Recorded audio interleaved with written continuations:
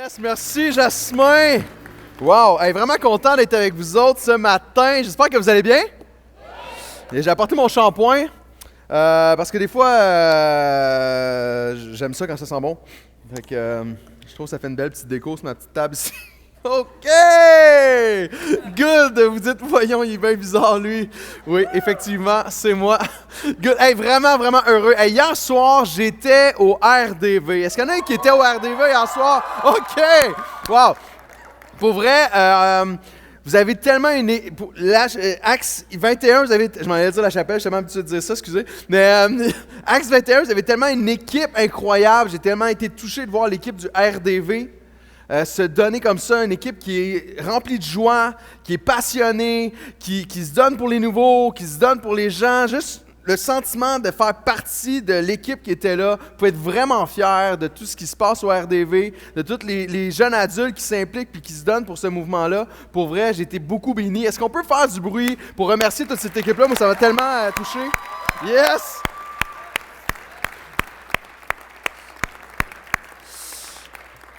J'ai pas eu le goût de dormir. J'ai fait, hey, je suis trop primé, je dors pas de la nuit, je suis prêt. À vrai dire, j'ai resté ici toute la nuit pour matin. Non, c'est pas vrai. C'est pas vrai. Mais j'ai hâte pour le message de ce matin. Vous êtes dans une série qui est sur 1 Pierre, un texte vraiment profond. Un texte que j'aime beaucoup. On va aller le lire ensemble. On va lire ensemble 1 Pierre 3, 13 à 18, je veux lire ça avec vous. Et après ça, je commence le message. À vrai dire, ça commence par ça. C'est le message en soi. Good, je lis ça avec vous. Qui donc vous maltraitera si vous êtes zélé pour le bien? D'ailleurs, quand vous souffririez pour la justice, heureux seriez-vous. Ne craignez pas ce que les hommes craignent et ne soyez pas troublés, mais sanctifiez dans vos cœurs Christ le Seigneur. Soyez toujours prêts à vous défendre contre quiconque vous demande raison de l'espérance qui est en vous. Mais faites-le avec douceur et crainte, en ayant une bonne conscience, afin que là même où l'on vous calomnie, quand on rit de vous, ceux qui diffament, qui parlent en mal de vous, votre bonne conduite en Christ soit confondue. Mieux vaut souffrir en faisant le bien, si telle est la volonté de Dieu, qu'en faisant le mal. En effet, Christ aussi est mort une seule fois pour les péchés, lui, juste pour les injustes, afin de vous amener à Dieu. Mis à mort selon la chair, il a été rendu vivant selon l'esprit. Hey, je lisais ça fait plusieurs mois même déjà que je sais que je vais apporter un message sur ce passage-là. Et je lisais ce passage-là, j'ai lu plusieurs fois en 2019 et en 2020. J'étais, wow, c'est tellement profond ce texte-là. Et si j'aurais un titre pour mon message, c'est « Faire les choses dans l'ordre ». OK? Faire les choses dans l'ordre. J'ai une histoire pour vous autres. Dans une semaine, c'est la Saint-Valentin. Est-ce que vous étiez prêts? Y en a-tu qui savaient ça, puis que vous avez oublié, faites « Oh, shot! » Faut que je me prépare. Il y en a peut-être comme ça. Moi, il y a plusieurs années de ça, je vous dirais 18 ans, j'étais un kid à cette époque-là. J'avais, 17 ans. Et puis, je sortais avec Elisabeth, qui est ma femme aujourd'hui, et ça faisait pas si longtemps qu'on sortait ensemble, genre 5 mois. Puis moi, j'ai eu une super idée. Je me suis dit, hey, c'est la Saint-Valentin, je vais la demander en mariage. Je me suis dit ça. Ça va être malade. Alors là, je vais emprunter la vieille habit à mon grand-père qui était un petit peu trop courte. Je me mets beau, tu sais. Puis il n'y avait pas, tu sais, Pinterest, puis toutes les émissions pour te montrer comment faire une belle demande en mariage, puis tout, là, tu sais. Je connaissais pas ça. Je m'étais dit, OK, ouais, il faut que je prépare de quoi. Fait que là, je m'en vais dans un restaurant. Le soir de la Saint-Valentin, les restaurants sont pleins, juste comme ça. Je sais pas si tu sais ça. C'est bondé, ils font même de la place. Tu as l'impression d'être assis avec les personnes à côté de toi. Ils ont mis l'espace d'une feuille de papier pour dire que tu n'es pas sur la même table, tu sais. Tu comprends? Fait que là, tout est bondé. Moi, je suis là, ça va être super. Je prépare d'avance. Je vais voir la serveuse le matin même. Je vais porter la bague. Puis je dis, hey, j'aimerais ça que tu viennes porter ça. Ça soit comme un concept. Et là, Je suis assis à la table avec Elisabeth, j'amène Elisabeth. Moi, je suis là avec mon petit habit trop court, mes cheveux longs, bizarres à cette époque-là, qui valent dans le vent. Et puis, on est là, on est assis à la table. Puis là, tout d'un coup, arrive le dessert. Puis moi, je sais que c'est au moment du dessert que je fais la demande, tu sais. Puis je m'étais pas tant préparé à comment je le dirais. Je sais pas pourquoi. J'ai oublié ce détail-là. J'avais comme prévu le concept, mais comment je le dirais? Tu sais, j'avais pas pensé à comment ça se vivrait, ce moment-là. Là, la serveuse arrive avec les gâteaux et là, elle met comme une petite boîte devant Elisabeth. Elle s'en va, mais elle check de loin, tu sais, parce qu'elle sait que c'est une demande en mariage, puis que je suis un kid. Et là, elle regarde comme la boîte, fait OK, ouais, c'est drôle, il donne un cadeau ici. Puis moi, je suis comme, dans ma tête, je sais pas, je pensais qu'elle catcherait tout de suite, tu sais, un peu. Puis là, elle déballe, puis là, elle se rend compte que c'est une bague. Puis là, à ce moment-là, elle comprend pas. Fait que là, à ce moment-là, je fais la demande, tu sais, devant tout le monde qui me regarde. J'ai hey, Elisabeth, tu veux-tu être ma femme? Et puis, là, ce qui se passe à ce moment-là, c'est que tout le monde me regarde. Puis Elisabeth n'était pas prête à ça. Parce que j'avais oublié de faire de quoi? J'avais oublié de parler de mariage avec elle avant, tu sais. Je suis là, moi, je venais d'avoir 18 ans, ouais, je venais d'avoir 18 ans, ça faisait 5 mois qu'on sortait ensemble, puis j'avais pas parlé, moi, de ça. Tu sais, hey, qu'est-ce que t'en penses du mariage? Puis là, moi, j'ai comme oublié de faire les choses dans l'ordre, tu comprends? Comme un ordre, tu sais, tout le monde me dit après, dis quoi, tu n'avais pas parlé de ça, tu n'avais pas pensé? Ben, non, c'est vrai que ça aurait pu aider, tu sais. Fait que ce qui se passe, finalement, elle reçoit la bague, et elle fige. Puis là, moi, je suis là avec ma petite habit trop courte, je m'assois, puis je fais comme... Puis là, comme il y a comme un moment spécial à ce moment-là, où ce que Élie, dans sa tête, c'est sûr qu'est-ce qu'elle se disait, mais pourquoi je suis pas au courant qu'il pense à ça, puis je réagis pas bien, puis là, fait que là, elle se met à pleurer, puis elle s'en va aux toilettes. Là, moi, je suis là tout seul à la table. La serveuse qui regardait comme de même, tu sais, imagine la porte de même, puis elle est comme de même en train de regarder. Tout d'un coup, elle s'en va. Tout le monde se levait de base, se met à parler. C'était vraiment comme dans un film. C'était de toute beauté. Finalement, on est repartis ensemble, et c'est ça. On n'a pas trop parlé jusqu'à ce que je la dépose avec mon habit et tout. 3 jours plus tard, on a refait de quoi de beau. Elle est venue me porter la bague. Elle dit Jean-René, j'ai réfléchi, là. Tiens. Je te redonne ta bague. Puis là, je fais comme, oh, je prends ça un peu... dans le fond, elle aime ça, créer des petits malaises, des petits blancs comme ça. Fait que là, elle fait Justin, j'ai réfléchi, je te donne la bague. Puis après ça, avec un côté cute et tout, ça me rappelle encore son visage tout cute, qui fait comme, peux-tu me le redemander? Ça, c'était cute, là. Là, je fais, yes! Il me donne une deuxième chance. Fait que là, j'ai pu lui redemander sa main, elle m'a dit oui, parce qu'on est mariés aujourd'hui, ça fait 16 ans, ça va faire 17 ans quand même. Ouais. Yes. Mais l'affaire qui marche pas là-dedans, on s'entend-tu que j'ai pas été dans le bon ordre? De un, j'étais vraiment vite en affaires. Moi, dans ma tête, ça faisait longtemps, là, j'étais prêt, là, je savais c'était quoi, là, j'avais assez attendu, tu sais. Là, aujourd'hui, j'ai 36 ans, je comprends que non, j'étais pas là. Mais faire les choses dans la bonne ordre, c'est tellement important. C'est quelque chose qu'on aurait dû discuter, j'aurais dû un peu tâter le terrain avec elle, comment elle voyait ça, est-ce qu'elle se sentait prête à ça et tout, mais non. Moi, j'étais trop vite, puis on est tellement comme ça. La plus grande erreur, c'est de ne pas avoir fait les choses dans la bonne ordre. Mais l'ordre, c'est important. OK, imagine, t'arrives à quelqu'un, puis un exemple, OK? Là, tu t'exprimes à cette personne-là, tu as dit quelque chose que tu n'aurais pas dû dire, tu as fait de quoi de mal à une personne, puis là, tu te dis, hey, j'aurais pas dû te dire ça, je m'excuse, mais tu m'as vraiment blessé. Ce qu'on est porté à dire. Mais l'ordre fait toute une différence, parce que le fait qu'on termine par « tu m'as vraiment blessé », le mais, je ne sais pas si tu le sais, mais c'est comme si ça enlève tout ce que tu as pu dire avant. Vous saviez ça? En tout cas, si tu ne savais pas, je t'apprends une vérité très, très, très forte ici pour tes relations. OK? Tout ce que tu as pu dire avant un mais, quand tu dis le mais, on dirait que ça ne compte plus. Les filles, quand ils disent oui, mais, non, arrête là. T'as tout gâche pas tout. Mais tu sais, juste à place de dire ça, je pourrais dire différemment. Je pourrais dire ça comme ça.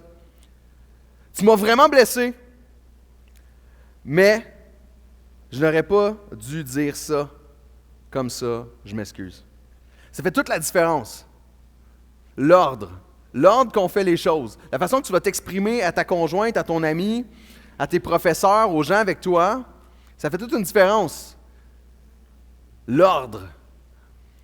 Puis ça, juste cette simple phrase-là, quand on s'excuse, de réaliser que quand on met l'accent sur nous à la fin, tu m'as blessé, c'est comme si on vient d'enlever tout ce qu'on a pu dire comme excuse. Mais terminer par « Hey, j'avais mal compris ce que tu as dit.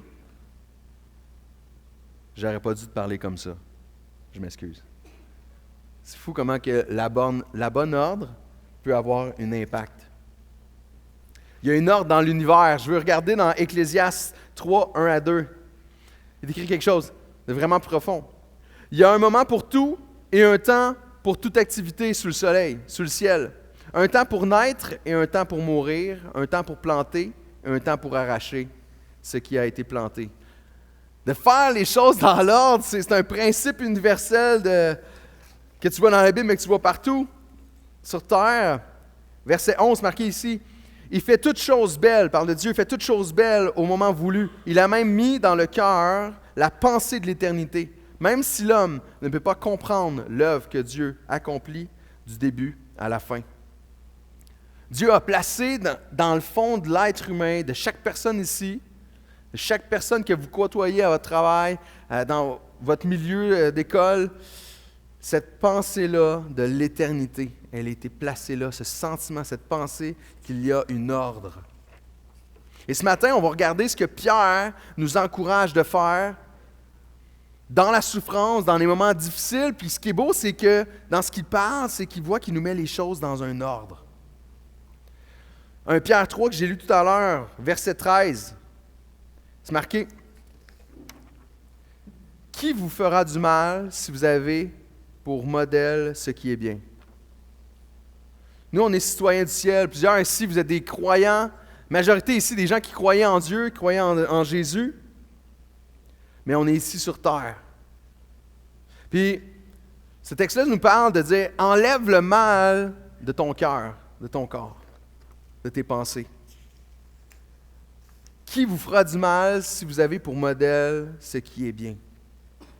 Je vais faire ressortir dans le texte que j'ai lu tout à l'heure de 1 Pierre, je vais faire ressortir deux choses.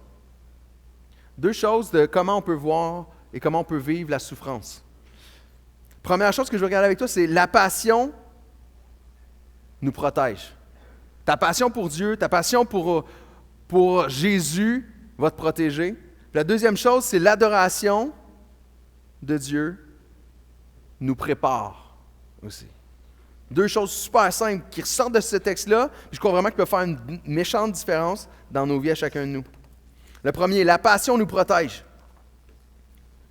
Pierre va dire, « Hey, qui nous fera du mal si vous faites le bien? » Si tu es passionné pour le bien, puis tu lis ça, tu fais comme, « Non, mais la réalité, c'est que il y a plein de monde qui vont me faire du mal. » Tu sais, quand tu lis ça, tu dis, « Ouais, je veux bien faire le bien. » Mais la réalité, c'est que il y a des gens mal intentionnés, des gens qui sont méchants, qui sont juste cruels, du monde autour de toi, qu'on dirait que c'est leur seul mandat qu'ils ont en tête, c'est de te faire du mal. Je ne sais pas si tu en connais, moi j'en connais quelques-uns de même. On dirait que c'est comme... Tu lis ça, puis tu dis, ah, mais pourtant, la réalité, il y a des gens qui me font mal. Tu as ces types-là qui sont des personnes qu'on dirait qu'autour de toi, leur seule intention, c'est être cruel, qui vont te faire mal. Puis c'est peut-être pas le cas présentement, mais ça arrive, ça va arriver dans les prochaines semaines. C'est des choses qui arrivent. Des gens qu'on dirait que leur intention, par compétition, par jalousie, parce que tu as réussi quelque chose, ou juste parce qu'ils aiment ça te tenir en bas, ils sont juste méchants. Puis tu as un autre type de personnes qu'eux autres, ils sont juste maladroits. Ils s'en rendent pas compte, mais ils te font autant mal ou même plus mal que les gens qui sont intentionnés. C'est fou, hein? Il y a du monde qui s'en rendent pas compte, puis ils te lancent une petite phrase comme ça, ploup, ploup, puis ça vient te détruire. Peut-être parce que les attentes que tu avais envers cette personne-là sont plus élevées, je ne sais pas. Peut-être parce que tu espères tellement que cette personne-là puisse t'encourager ou te dire « Hey, bravo, je suis fier de toi » parce que c'est jamais arrivé. Fait que tes attentes envers ces paroles-là, envers l'encouragement de cette personne-là sont plus élevées. Mais c'est fou parce qu'il y a des personnes qui s'en rendent même pas compte, mais ils nous font tellement mal. Puis on peut lire ça, « Qui nous fera du mal si vous faites le bien? » Puis juste de dire « Ben voyons donc, Pierre, à quoi tu penses? Il y en a plein de monde qui me font mal. » tu sais. Mais Pierre, ce qu'il vient dire ici, c'est que la seule chose que tu peux contrôler, c'est ton cœur. Je ne peux pas contrôler les autres. Je ne peux pas contrôler le mal qu'ils vont me faire, les choses qu'ils vont me dire. J'ai beau me prévoir n'importe quel discours, la façon que je vais leur parler, la façon que je vais leur... La réalité, c'est qu'ils vont continuer à nous faire mal. Il va y avoir encore du monde qui va te faire mal. La seule chose que tu peux contrôler, c'est ton cœur à toi. Laisse pas ceux qui te font mal t'enlever ton amour. Laisse pas les gens qui vont te faire mal, qui vont te blesser, intentionnellement ou pas, freiner l'amour qui est en toi. Parce qu'il n'y a personne qui peut contrôler ton cœur. C'est juste toi qui peux le choisir de rester dans l'amour. 1 Pierre 3,14 qui dit « D'ailleurs, même si vous deviez souffrir pour la justice, vous serez heureux. N'ayez d'eux aucune crainte et ne soyez pas troublés. » Tu es encore en train de dire ici, tu peux être heureux malgré toutes les circonstances qui peuvent se passer autour de toi, parce que c'est entre toi et Dieu. C'est l'amour que Dieu a mis dans ton cœur qui va faire toute la différence. Ce qui doit te séparer, il n'y a rien qui doit te séparer de l'amour de Dieu. C'est fou parce que, tu sais, je réalise que Jésus, il a tout racheté pour moi, pour toi. Puis c'est ça qui doit être dans ton cœur continuellement.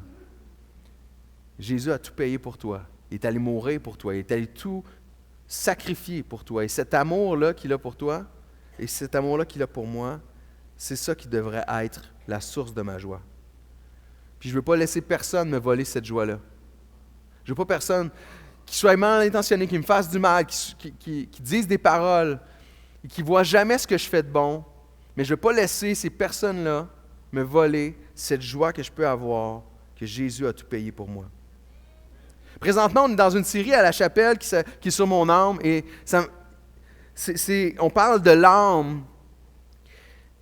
Et sais-tu quoi, ce que je trouve beau de l'âme, c'est de réaliser que ton âme peut être en paix quand tout autour va mal. Mais tout autour peut bien aller, puis ton âme peut souffrir.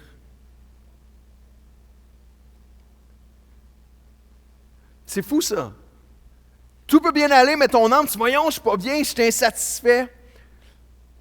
Les circonstances, ce n'est pas les circonstances qui vont décider si ton âme est en paix ou si ton âme est affectée. On met tellement de nos regards sur les choses extérieures quand finalement il y a quelque chose de plus profond en dedans de toi qui peut changer la façon que tu es et que tu te sens. Et c'est de ça que Pierre vient nous parler. Il dit, hey, laisse pas ce qui est extérieur changer ton intérieur. Puis quand on vit des moments de souffrance, c'est fou comment on regarde les choses et on se dit, hey, c'est injuste. Tu sais, quand tu souffres et que tu as couru après, tu fais, ben check, j'ai couru après. J'aurais pas dû sauter par-dessus le ruisseau, je suis tombé dans l'eau, j'ai couru après. Ben, je sais pas, j'ai eu une image d'un jour que j'ai fait ça. Bon, on a dit, ouais, c'est quoi le rapport? Il n'y en a pas. OK, désolé, c'est une image qui est passée par là dans ma tête. Je l'ai dit. Non, mais tellement de fois, ce qu'on fait des... T'as roulé trop vite, t'as pogné un ticket. Tu sais, c'est comme, hey, une grosse souffrance, c'est pas injuste, c'était de ta faute. Tu sais? Il y a bien des affaires qui se font comme, ouais, je souffre, mais c'est pas faute. Mais il y a beaucoup de souffrances qui, c'est pas juste. C'est pas juste. Puis là, on regarde Dieu, puis il est comme, hey, Dieu, c'est pas juste ce que je vis là. C'est pas juste. Pourquoi moi je vis ça, puis qu'eux vivent pas ça? Pourquoi regarde-les comment ils sont bien, cette famille-là heureuse, les enfants qui écoutent, qui font leurs devoirs, puis que quand c'est l'heure du dodo, ils disent « Bonne nuit maman, je t'aime », puis ils partent se coucher, ils lisent leurs livres, ils font leurs prières, puis ils s'endorment. Pourquoi les autres c'est comme ça, puis nous autres c'est autre chose? C'est pas juste, tu sais? On est là, c'est pas juste. Mais Christ a vécu pour nous l'injustice. Et c'est ça que Pierre va nous dire. Quand on souffre, on est là, c'est pas juste. Mais voici ce qui est écrit au verset 18. Christ aussi a souffert. Et ce, une fois pour tout, pour tous les péchés que tu as faits, que j'ai faits. Il a souffert parce que je n'étais pas capable d'y arriver tout seul. Lui, le juste, le seul juste. Parce qu'on dit, ouais, c'est pas juste. Non, mais la réalité, c'est qu'on est tous injustes. Le seul juste, il a souffert pour des injustes. Il a souffert pour moi qu'il ne mérite pas. Puis, qu'il le rejetait. Il est allé mourir quand on était là puis on le pointait du doigt, finalement. Le seul juste, il a souffert pour des injustes afin de vous conduire à Dieu. Il a souffert une mort humaine, mais il a été rendu à la vie par l'Esprit. Ce bout-là doit nous saisir parce que oui, la souffrance, c'est injuste. Parfois, là, je suis sûr qu'il y en a plein ici, vous passez à travers des choses que j'aurais même pas pu imaginer, que j'ai jamais vécues puis que je trouverais hyper difficiles. Okay? Puis je ne veux pas vous juger dans ce que vous vivez. Mais ce texte-là nous dit, hey, il y a quelqu'un, par exemple, que lui, il ne méritait rien de ce qu'il a vécu, mais il l'a fait parce qu'il t'aime. Et c'est ce texte-là qui te dit, hey, il y a quelqu'un que dans l'injustice que tu vis, il a vécu quelque chose d'encore plus injuste pour que toi, tu aies la vie. Et ça peut te réconforter et te protéger. La deuxième chose qu'on voit dans ce texte-là, c'est que l'adoration nous prépare. 1 Pierre 3,15. Mais respectez dans votre cœur la sainteté de Dieu, le Seigneur. Soyez toujours prêts à défendre l'espérance qui est en vous, devant tous ceux qui vous en demandent raison. C'est beau parce qu'ici, c'est que dans notre cœur, la sainteté de Dieu, qui Dieu est, doit résider et rester. Puis quand il dit « soyez toujours prêts », ça me fait réfléchir à comment être toujours prêt, mais c'est quelque chose qui doit être quotidien. On ne peut jamais être prêt sur quelque chose qu'on a vécu dans le passé. Tu ne peux pas être prêt à la souffrance, aux attaques, aux choses que les gens vont te dire, aux tentations, sur la base de ce que tu as vécu dans le passé, l'année passée, il y a 2 ans, il y a 10 ans. Non, c'est au quotidien qu'on est prêt. J'ai arrêté de m'entraîner. Moi, en début d'année, je m'étais dit, hey, je vous dis ça. En début d'année, je me regarde dans le miroir l'année passée, en 2019, je me regarde dans le miroir, puis j'avais comme perdu du poids, tu sais. Puis là, je me regarde, je fais comme, ouais, 2019, j'ai des abdos. Je m'étais dit ça. J'ai grossi, finalement. C'est quoi le lien? Attends, hey, excusez, pour vrai. Hey, moi, je prêche le soir, là. Je suis dans une église le soir d'habitude, là, tu sais. Fait que... aïe, aïe! Wow, soyez toujours prêts à défendre l'espérance qui est... Ah oui, je sais. OK, mais pour avoir des abdos, c'est de quoi qui se passe à tous les jours? Ceux qui en ont, ils le savent, là, parce que ceux qui en ont pas, on le sait aussi. On le sait.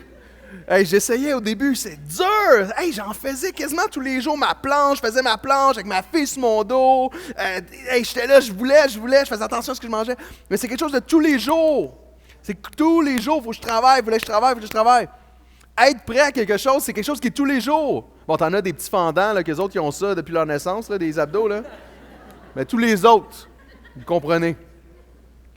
Mais c'est quelque chose qui se travaille tous les jours. Tu ne peux pas vivre, être prête à l'attaque, être prête à la tentation sur ce que tu as vécu l'année passée, la semaine passée, ton dimanche passé. Non, c'est aujourd'hui. Qu'est-ce qui se passe aujourd'hui?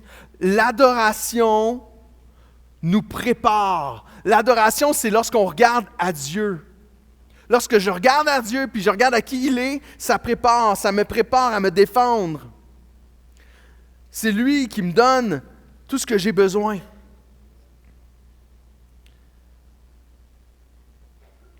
On ne peut pas penser qu'une expérience passée va nous suffire.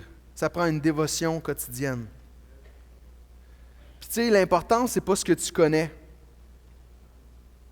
mais c'est ce qui est précieux pour toi. Grande différence. J'ai partagé quelque chose à mon église dimanche passé. Je leur ai partagé un cœur à cœur avec comment moi je vis mon temps de prière. Si jamais ça vous intéresse d'entendre ce message-là, vous pourrez l'écouter sur la chapelle. Mais longtemps, j'ai vu la Bible comme quelque chose que je devais lire. Que je devais lire. Il fallait que je fasse.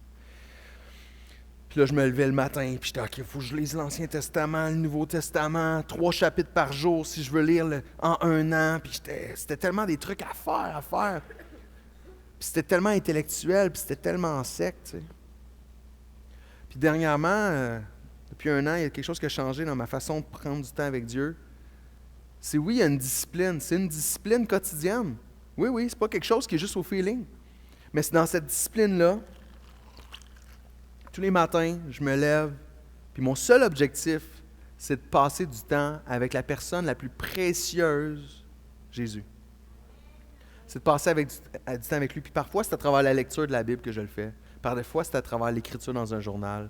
Parfois, c'est dans la lecture de quelqu'un qui a vécu quelque chose avec Dieu. Mais tout ça, pour moi, c'est plus une chose qu'il faut que je fasse, mais c'est des outils pour m'approcher de lui, de l'adorer. Et Pierre, c'est ce qu'il vient nous dire ici. Il dit, remplis-toi. Remplis-toi. Cherche pas les débats, cherche pas à juste convaincre par l'intellectuel les autres ou te convaincre toi. Cherche à adorer Dieu d'une façon quotidienne. J'ai apporté quelque chose ici.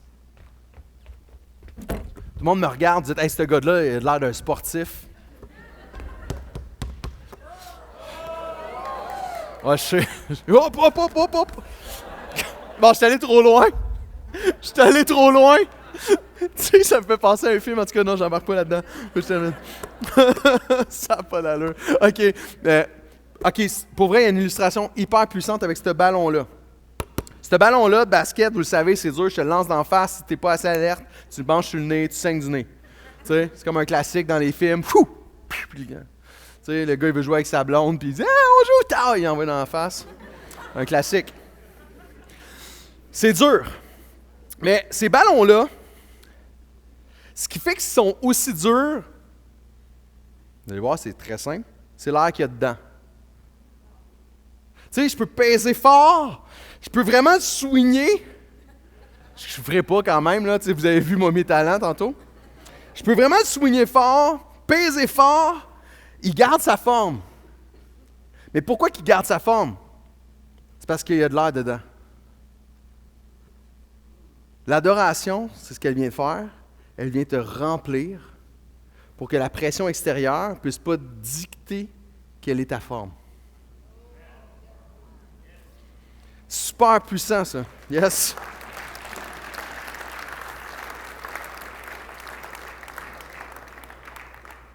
Cette vérité-là, on doit s'en rappeler.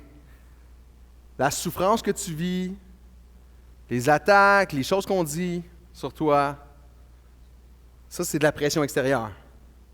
Ça, c'est extérieur. L'intempérie, la pluie, la glace, c'est extérieur. Mais ce qui dicte la forme que tu as, c'est ton intérieur. C'est Dieu en toi.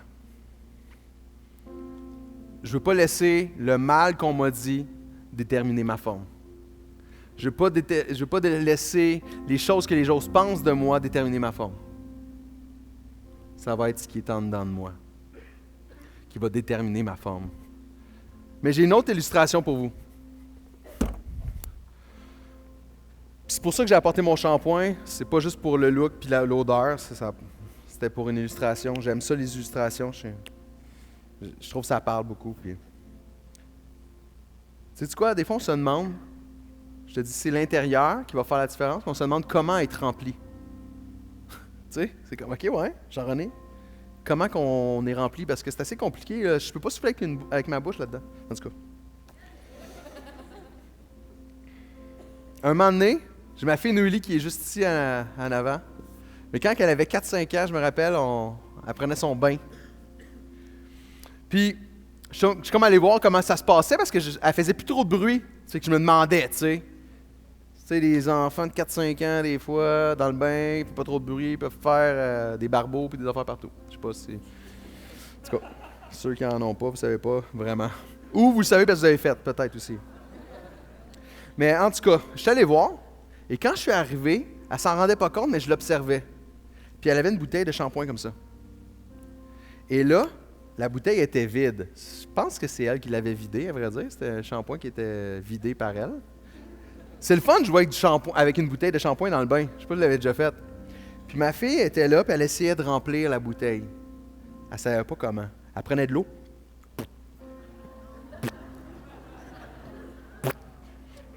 Là, je la regardais, je trouvais ça tellement cute. Tu sais, j'étais là, elle ne sait pas.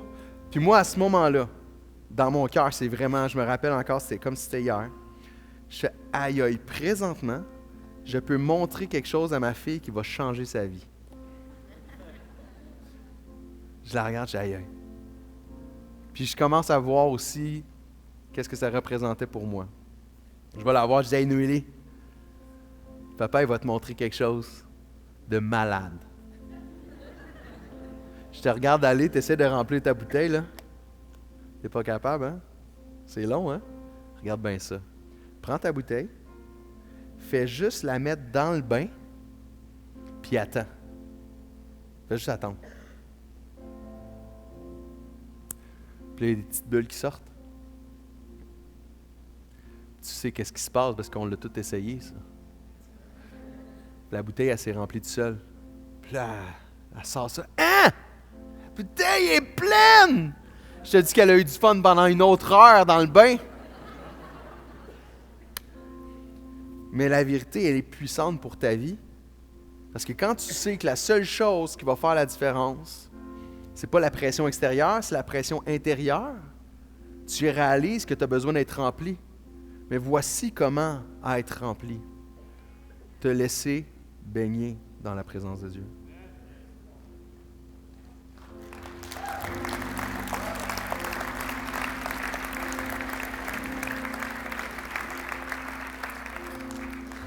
Ce matin, c'est ça qu'on va faire. Je ne sais pas, moi, je sais pas comment tu es venu, puis je sais pas, tu sais, la souffrance, des fois, c'est le thème qui est abordé, puis ça, on aimerait ça des solutions et tout, mais ce que je te dis, sérieusement, c'est que tu as besoin d'être rempli. J'ai besoin de ça. Puis on va chanter un chant qui est tellement profond, captivé par ta présence. Captivé par qui tu es. Pardon parce que j'ai cherché autre chose que simplement ta présence. Je voulais ta main, je voulais ce que tu allais me donner. Je voulais que tu répondes à mon besoin financier. Je voulais que tu répondes à mon besoin de trouver une épouse. Je voulais que tu répondes à mon besoin au travail. Je voulais ci, je voulais ça. J'ai regardé ta main au lieu de regarder ta face. Qui tu es.